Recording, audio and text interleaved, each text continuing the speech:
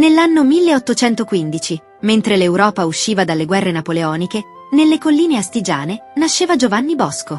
A soli 2 anni, perse il padre Francesco. Sua madre Margherita, donna di fede profonda, divenne il suo primo educatore. Crescendo nella povertà contadina, Giovannino impara presto il valore del lavoro e della solidarietà. Ma la sua vivace intelligenza incontra l'ostilità del fratellastro Antonio, che considera lo studio tempo perso.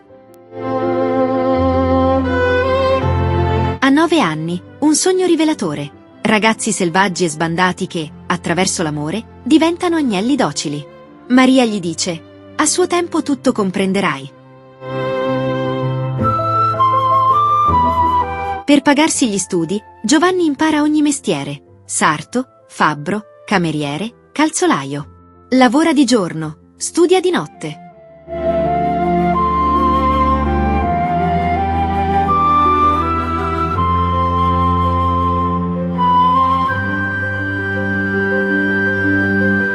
L'incontro col cappellano Don Calosso gli apre le porte dello studio.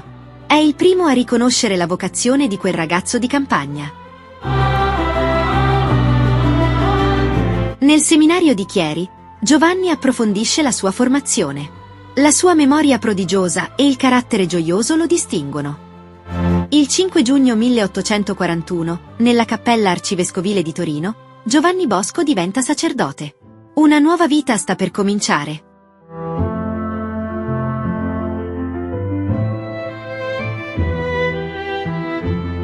Torino, 1841. La rivoluzione industriale attira migliaia di giovani dalle campagne. Abbandonati, sfruttati, senza futuro.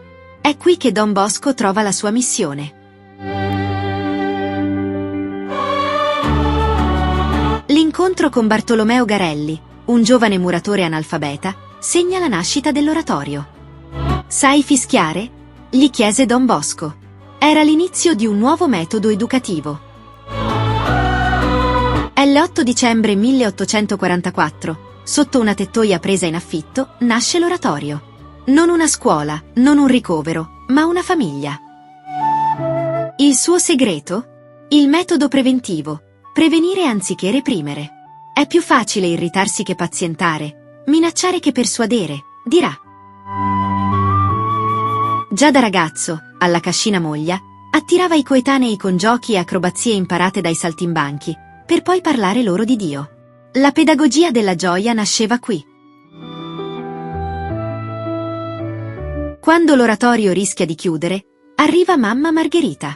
A 58 anni, lascia la sua casa per diventare madre di centinaia di figli senza famiglia. Come nel Vangelo, anche per Don Bosco il pane non mancò mai. La provvidenza, diceva, è come la mamma che non dimentica i suoi figli. Nelle notti più pericolose, un misterioso cane grigio appariva come un angelo custode, proteggendolo dai nemici, per scomparire poi a missione compiuta.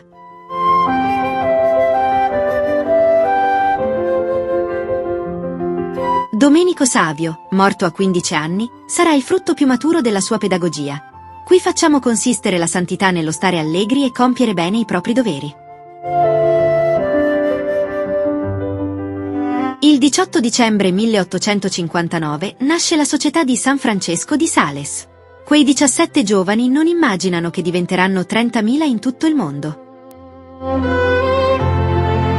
Con Maria Mazzarello, Don Bosco estende la sua missione alle giovani. Le figlie di Maria Ausiliatrice porteranno in tutto il mondo l'educazione femminile. Scrittore prolifico, usa la stampa come strumento educativo. Contro la mala stampa, la buona stampa, diceva. Le sue opere saranno tradotte in 26 lingue. Novembre 1875. 10 salesiani partono per l'Argentina.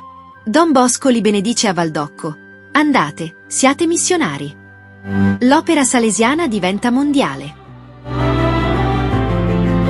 Dal porto di Genova, i primi salesiani salpano per le Americhe. Non sanno che fonderanno scuole, battezzeranno popolazioni native, e che tra tanti anni, un giovane indio araucano, Zeffirino Namuncurà, diventerà il frutto più prezioso della loro missione.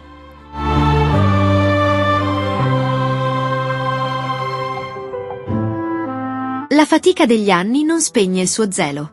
Malato, continua a ispirare, consigliare, pregare per i suoi ragazzi. Il 31 gennaio 1888, alle prime luci dell'alba, Don Bosco muore. Le sue ultime parole: «Dite ai miei giovani che li aspetto tutti in paradiso». Oggi, in 135 paesi, milioni di giovani crescono alla sua scuola. La sua eredità? Formare onesti cittadini e buoni cristiani.